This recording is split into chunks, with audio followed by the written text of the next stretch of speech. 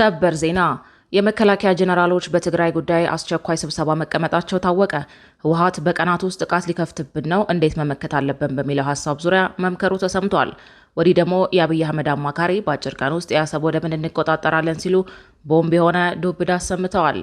በሌላ በኩል በርካታ የኢትዮጵያ ባለስልጣናት ወደ ኤርትራ መኮብለላቸውን የሚገልጽ አስደንጋጭ ዜና ወጥቷል። ይህ አዲስ ፖስት ሚዲያ ነው። የከበረ ሰላምታችን በያላችሁበት ይድረሳችሁ። ለአሁን የተደመጡ እናንተን የሚመጥኑ መረጃዎችን አጠናክረን መተናል። አስቀድማችሁ ቪዲዮን ላይክና ሼር በማድረግ አብራችሁ እንድትቆዩ ግብዣችን ነው። ዋና ዋናዎቹን እናስቀድም።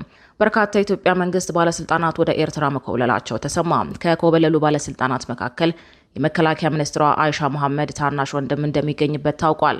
ወደ ኤርትራ የኮበለሉት አመራሮች በኤርትራ የትጥቅ ትግል ጀምረዋል የተባለ ሲሆን አሁን ላይ የታጣቂ ኃይል ለኢትዮጵያ መንግስት ስጋት እየሆነ መጥቷል ሲሉ የፈረንሳዩ ጋዜጣ ዘግቧል። በዝርዝር እናስደምጣቸዋለን።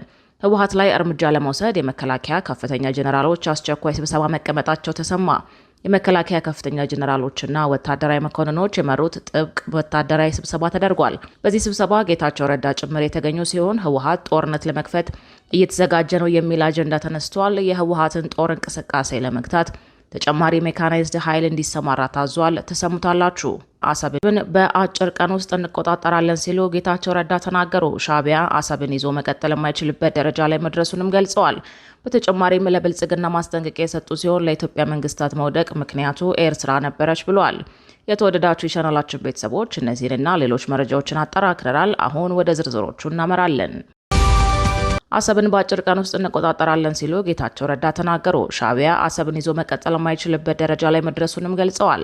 በተጨማሪም ለብልጽግና ማስጠንቀቂያ የሰጡ ሲሆን ለኢትዮጵያ መንግስታት መውደቅ ምክንያቱ ኤርትራ ነበረች ብለዋል።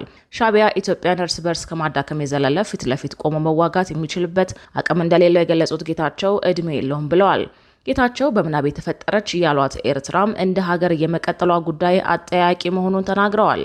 በአሁኑ ወቅት ኤርትራ ውስጥ ያለው አፋር ከ100 ሺህ አይበልጥም ያሉት ጌታቸው የጎሳ መሪዎቹ ያሉት ኢትዮጵያ ውስጥ ነው ብለዋል። በአንድም ሆነ በሌላ መንገድ አሰብን ማቆየት የሚያስችል ወታደራዊም፣ ዲፕሎማሲያዊም፣ ታሪካዊም ዲሞክራሲያዊ መሰረት የለውም ብለዋል። ጌታቸው በማብራሪያቸው በኢሳያስ አፈወርቂ ግለሰባዊ አገዛዝ ላይ የተመሰረተው የኤርትራ ሀገርነት የመክሰም አደጋ ከፊት ለፊቱ እንደተደቀነበት ተናግረዋል። ጌታቸው የኤርትራ ሀገር ፈተና ውስጥ ወድቋል፣ ኤርትራ ውስጥ ያሉት የእድሜ ባለጸጋ ብቻ ናቸው ብለዋል። የኤርትራ እንደ ሀገር ጸንታ የመቀጠል ዕድሏ እየተመናመነ ቢሆንም ኢሳያስ እስከ ዕለተ ሞቱ ድረስ ቀጠናውን እያመሰ ይቀጥላል ብለዋል። ይሁን እንጂ ከኢትዮጵያ ጋር ፊት ለፊት ውጊያ ውስጥ ከገባ በቀላሉ ሊንኮታኮት የሚችል ደካማ ኃይል መሆኑን ጌታቸው ጠቁመዋል። የኢሳያስ አፈወርቂ አገዛዝ ኤርትራን እንደ ሀገር ማስቀጠል አይችልም ያሉት ጌታቸው ትልቁ ትኩረት በጎረቤት ሀገራት ትርምስ መፍጠር ነው ብለዋል። ኢሳያስ በሕይወት እስካለ ድረስ የኢትዮጵያ ብሔራዊ ስጋት ሆኖ እንደሚቀጥል ጌታቸው ተናግረዋል።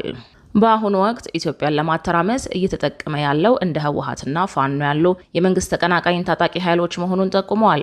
ሻዕቢያ በሱዳኑ ጦርነት ጀነራል አልቡርሃንን ለመደገፍ አርሚ 7 እንደሚጠቀም የጠቆሙት ጌታቸው ኢትዮጵያ ውስጥ ፋኖን ህወሓትን በሩቅ ከመንግስት ጋር እያዋጋ ነው ብለዋል። በተጨማሪም ከአጼ ኃይለ ሥላሴ ዘመነ መንግስት አንስቶ ያሉ መንግስታት የኤርትራን ጉዳይ የፈቱበት መንገድ አስመልክቶ ሰፊ ስንተና ሰጥተዋል። ጌታቸው ገለጻቸውን ሲጀምሩ ባለፉት 100 ዓመታት የነበሩ የኢትዮጵያ መንግስታት የኤርትራን ጉዳይ የፈቱበት መንገድ መሰረታዊ እንደሆነ በማንሳት ነው።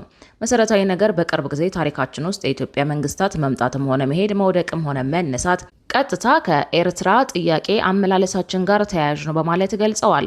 የአጼ ኃይለሥላሴ መንግስት የኤርትራን ጥያቄ ለመፍታት የሄደበት መንገድ ለውድቀታቸው የራሱ አስተዋጽኦ አድርጓል። በተመሳሳይ የደርግ መንግስት የኤርትራን ጥያቄ ለመፍታት የሄደበት እርምጃ ለውድቀቱ ትልቅ አስተዋጽኦ አድርጓል። የኢህአዴግ መንግስትም እንዲሁ የኤርትራን ግንኙነት በተመለከተ አካሄዱም ለውድቀቱ ትልቅ ሚና ተጫውቷል ሲሉ አብራርተዋል። በእንዲህ መልኩ ከኃይለ ሥላሴ እስከ ኢህአዴግ መንግስታት በኤርትራ ጉዳይ የያዙት አቋም በስፋት ያብራሩት ጌታቸው አሁንም የኤርትራ ጉዳይ የሚያዝበት መንገድ እጅግ ወሳኝ እንደሆነ አሳስበዋል። በአሁኑ ሰዓት ከኤርትራ ጋር ያለንን ግንኙነት ቀጥታ የብሔራዊ ደህንነት ጉዳያችን ብቻ ሳይሆን ስለ ወደብ ስናነሳ፣ ስለ ግንኙነት ስናነሳ፣ ስለ ኤርትራ መንግስት ባህሪ ስናነሳ ከታሪክ አንጻር የኤርትራን ጥያቄ የምንመለስበት ሂደት ከአጠቃላይ ህልውናችን ጋር ተያያዥነት አለው ብለዋል። የኤርትራ ሀገረ መንግስት ምስረታ በራሱ ኢትዮጵያንን በማዳከም ላይ የተመሰረተ ነው ሲሉ ለሙግታቸው ማጠናከሪያ ሀሳብ አስቀምጠዋል። ይሄ በሚስጥር የሚያዝ ሳይሆን በአደባባይ የሚነገርለት ነው። ኤርትራ ወደ ነጻነት እንቅስቃሴ ያስገቡት ኃይሎች የኢትዮጵያን መዳከም የሚፈልጉ ናቸው በማለትም አክለዋል።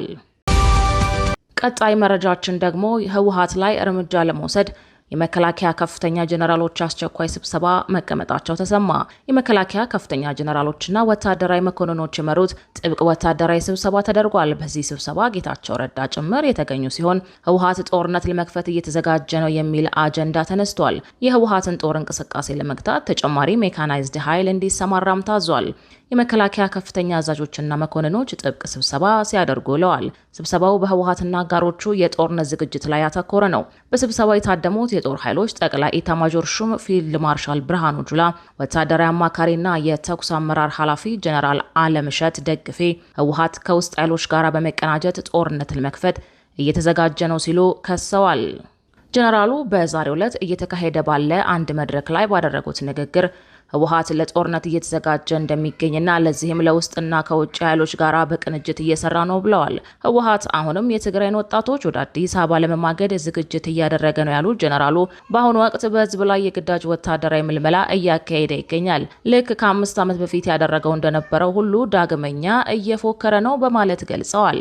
የቀድሞ የጦርነት ጠባሳ ሳይበቃው አሁንም የትግራይን ወጣቶች ወደ ጦርነት ለመማገድ እየተዘጋጀ መሆኑን የከሰሱት ጀነራል አለምሸት ለዚህ እኩይ ዓላማው ከሀገር ውስጥና የውጭ ጸረ ሰላም ኃይሎች ጋር ችግር ለመፍጠር በዝግጅት ላይ ነው በማለት ወንጅለዋል። በዛሬው ስብሰባ ላይ የተገኙት ሌላው ወታደራዊ መኮንን ጀነራል ይመር መኮንን ከምንጊዜውም በላይ እየተወሳሰበ የመጣው ዓለም አቀፋዊ የደህንነት ሁኔታ በርካታ የተገማች ችግሮችን እያስከተለ በመሆኑ ከዚህ ውስጥ የሀገራችንን ብሔራዊ ጥቅም ለማስጠበቅ ጠንካራ ተቋማትና ሀገር መገንባት ያስፈልጋል ሲሉ ተደምጠዋል። አሁን ላይ እንደ ሀገር እያንዣበበ ያለውን የጦርነት ደመና ለመግፈፍና የኢትዮጵያን ብሔራዊ ጥቅሞች አስጠብቆ ለመቀጠል ውስጣዊ ችግሮቻችንን በመቅረፍ የውጭ ተጋላጭነቶቻችን ላይ ማተኮር ይጠበቅብናል በማለት የመከላከያ ዋና ትኩረት ኤርትራ ላይ ያነጣጠረ ሊሆን እንደሚችል ፍንጭ ሰጥተዋል። ሌላኛው መረጃችን ፕሬዝዳንት ኢሳያስ አፈወርቂ ከባድ ሀዘን ደረሰባቸው። የፕሬዝዳንቱ እናት በዛሬው ዕለት ህይወታቸው ማለፉ ተሰምቷል። ከዚሁ ጋር በተያያዘ የሀገሪቱ ማስታወቂያ ቢሮ ሰፊ መግለጫ አሰራጭቷል።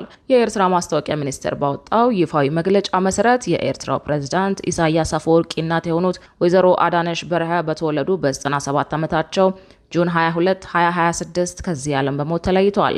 የእረፍት ዜናቸው ተከትሎም ሰኔ 24 ቀን 2026 ልጃቸው ፕሬዝዳንት ኢሳያስ አፈወርቂ ከፍተኛ የመንግስት ባለስልጣናት፣ የሃይማኖት አባቶች፣ ወዳጅ ዘመዶች በተገኙበት ጸሎት በተሰኘው የመቃብር ስፍራ ስርዓተ ቀብራቸው በክብር ተፈጽሟል። መግለጫው ላይ እንደተመለከተው ከሆነ ወይዘሮ አዳነች ከአባታቸው ከአቶ በረሀ ወልደ ሐዋርያትና ከእናታቸው ወይዘሮ መድህን ስዕሉ በ1929 በአስመራ ከተማ ተወለዱ። ለትምህርት በደረሱበት ወቅት በስኳላ ቪቶሪዮ አስመራ የአንደኛ ደረጃ ትምህርታቸውን ተከታትለዋል። በወቅቱ በነበረው የህብረተሰብ ባህል መሰረት ገና የ9 ዓመት ታዳጊ እያሉ ከአቶ አፈወርቂ አብርሃም ጋር ትዳር የመሰረቱ ሲሆን ለአካለ መጠን እስኪደርሱ በወላጆቻቸው እንክብካቤ ስር ከቆዩ በኋላ የራሳቸውን ቤተሰብ ማስተዳደር ጀምረው በ15 ዓመታቸው የበኩር ልጃቸውን ወልደዋል። በ42 ዓመታት የትዳር ዘመናቸው 14 ልጆችን ያፈሩት ወይዘሮ አዳነች 9 ልጆቻቸውን ለኤርትራ ነጻነት ትግል አበርክተዋል። ከነዚህ መካከል 2ቱ በትግሉ ህይወታቸውን ያጡ ሲሆን አንደኛው ደግሞ በ1966 በ20 ዓመቱ የዩኒቨርሲቲ ትምህርቱን አቋርጦ ትግሉን የተቀላቀለውና በኋላም የሀገሪቱ ፕሬዝዳንት የሆነው ኢሳያስ አፈወርቂ ነው። ወይዘሮ አዳነች ታጋይ ልጆችንና በተለይም ደግሞ በወቅቱ የትግሉ መሪ የነበሩትን የኢሳያስ አፈወርቂ እናት በመሆናቸው ምክንያት በሳቸው በባለቤታቸውና በቀሪ ቤተሰባቸው ላይ ከፍተኛ የደህንነት ስጋትና ጫና ደርሶባቸው ነበር። በነበረው አስጨናቂ የፖለቲካ ድባብ ምክንያት በአስመራ ከተማ መኖር ባለመቻላቸው በ1978 ስትራቴጂካዊ ማፈግፈግ በተደረገበት ወቅት በበረሃ አቋርጠው ጥቂት ልጆቻቸውና የልጅ ልጆቻቸውን ይዘው ወደ አሜሪካ ተሰደዋል። ኤርትራ ነጻነቷን ከተቀዳጀች በኋላ ወደ ሀገራቸው የተመለሱት ወይዘሮ አዳነች በ1993 ባለቤታቸው አቶ አፈወርቂ አብርሃም ከዚህ ዓለም በሞት ቢለዩቸውም ቀሪውን የህይወት ዘመናቸውን በልጆቻቸውና የልጅ ልጆቻቸው ተከበው አሳልፈዋል። መግለጫው በማከልም ለቤተሰቦቻቸውና ለወዳጆቻቸው መጽናናትን ተመኝቷል። ቀጣዩ መረጃችን በርካታ የኢትዮጵያ መንግስት ባለስልጣናት ወደ ኤርትራ መኮብለላቸው ተሰማ ይለናል። ከኮበለሉ ባለስልጣናት መካከል የመከላከያ ሚኒስትሯ አይሻ መሐመድ ታናሽ ወንድም እንደሚገኝበት ታውቋል። ወደ ኤርትራ የኮበለሉት አመራሮች በኤርትራ የትጥቅ ትግል ጀምረዋል የተባለ ሲሆን አሁን ላይ ይህ ታጣቂ ኃይል ለኢትዮጵያ መንግስት ስጋት እየሆነ መጥቷል ሲል የፈረንሳዩ ጋዜጣ ዘግቧል። በርካታ አመራሮችና ባለስልጣናት ወደ ኤርትራ እየኮበለሉ ነው። የትጥቅ ትግል እንቅስቃሴ መጀመራቸውም የታወቀ ሲሆን ይህ እንቅስቃሴ ለፌዴራል መንግስቱ ከፍተኛ ስጋትን ደቅኗል ተብሏል። የፈረንሳዩ ጋዜጣ በጉዳዩ ላይ ባሰራጨው አዲሱ ዘገባ ከክልሉ ወደ ኤርትራ የሚኮበልሉ አመራሮችንና ወጣቶችን ለመግታት ጥብቅ ቁጥጥር መጀመሩን ዘግቧል።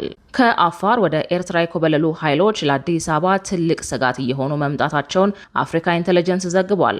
ከአንድ ዓመት በፊት ወደ ኤርትራ የኮበለሉት ባለስልጣን ከአፋር ክልል ወጣቶችና ተዋጊዎችን በማስኮብለል ኃይል እያደራጁ መቀጠላቸው ተሰምቷል። የፌዴራል ባለስልጣናት ኤርትራ የመሸገውን የኡጉጉሞች ተዋጊን አቅም መጠናከር ለመግታት ከአፋር ክልል ፕሬዝዳንት አወል አርባ ጋር ጥብቅ ቁጥጥር እያደረገ ነው ተብሏል። የአፋር ብሔራዊ አብዮታዊ አንድነት ግንባር በተለምዶ አጠራሩ ኡጉጉሞ ከቅርብ ጊዜ ወዲህ በሻዕቢያ ድጋፍ በመቶዎች የሚገመቱ ወጣቶችን አሰልጥኗል።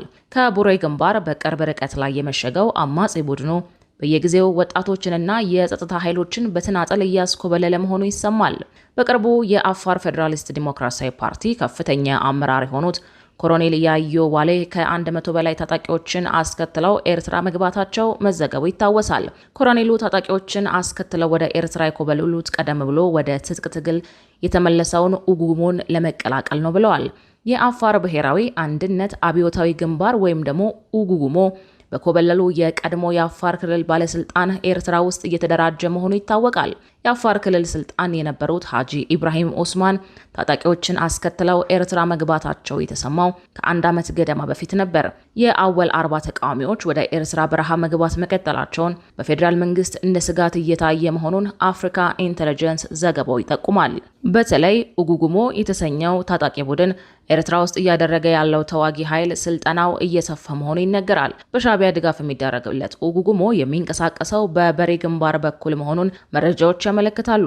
ኤርትራ የመሸገው አማጺ ቡድን በጠቅላይ ሚኒስትር አብይ አህመድ አስተዳደርን በመዋጋት ላይ የተመሰረተ ቅንጅት የፈጠሩ ጽምዶ ኃይሎች መካከል አንዱ ነው ተብሏል።